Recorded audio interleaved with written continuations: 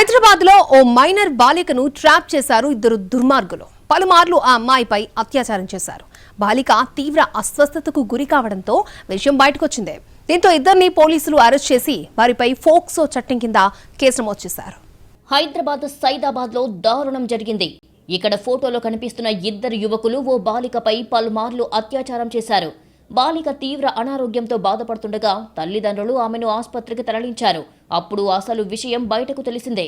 అన్న, అంకులని పిలిచే ఇద్దరు యువకులు తనపై పలుమార్లు అత్యాచారం చేసినట్లుగా బాధితురాలు తెలిపిందే.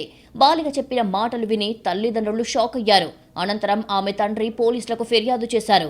ఇక్కడ ఈ ఫోటోలో ఉన్న యువకుల పేర్లు మన్నె జగన్, భుక్యా బాలరాజు. వీళ్ళిద్దరూ పైకి అమాయకంగా కనిపిస్తున్న నరరూప రాక్షసులు. దళిత మైనర్ బాలికను ట్రాప్ చేశారు. సైదాబాద్లో ఉండే ఆమె తల్లిదండ్రులకు అప్పుడప్పుడు తక్కువ మొత్తంలో ఆర్థిక సాయం చేస్తూ ఆ కుటుంబంతో మంచిగా ఉన్నట్లు నటించారు. ఆ తర్వాత మైనర్ బాలికపై కన్నేశారు. ఇటీవలే ఆ అమ్మాయి 10వ తరగతి పూర్తి చేసిందే.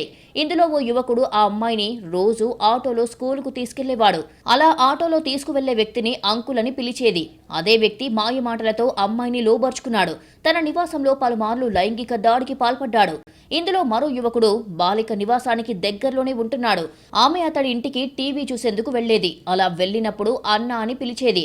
అయినప్పటికీ ఆ యువకుడు వదిలిపెట్టలేదు. టీవీ చూసేందుకు వచ్చిన సమయంలో బాలికను లోబర్చుకున్నాడు. పలుమార్లు బాలికపై అత్యాచారం చేశాడు. ఇటీవల బాలిక తీవ్ర అనారోగ్యంతో బాధపడిందే. ఆ సమయంలో ఆసుపత్రికి వెళితే అసలు విషయం వెలుగు చూసిందే. బాలిక తండ్రి ఫిర్యాదు మేరకు కేసు నమోదు చేసుకుని దర్యాప్తు చేసిన పోలీసులు ఇద్దరు యువకులను అరెస్టు చేశారు. వారిపై పోక్సో చట్టం కింద కేసులు నమోదు చేశారు. నిందితులిద్దరిని కోర్టులో హాజరుపరిచి విచారణ అనంతరం రిమాండ్కు తరలించారు. ఇంట్లో ఉండే అమ్మాయిలను ఎప్పటికప్పుడు తల్లిదండ్రులు కనిపెట్టుకుని ఉండాలని పోలీసులు సూచిస్తున్నారు.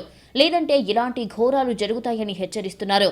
మరోవైపు ఈ కేసులో ఇద్దరు యువకులను కఠినంగా శిక్షించాలని స్థానికులు డిమాండ్ చేస్తున్నారు.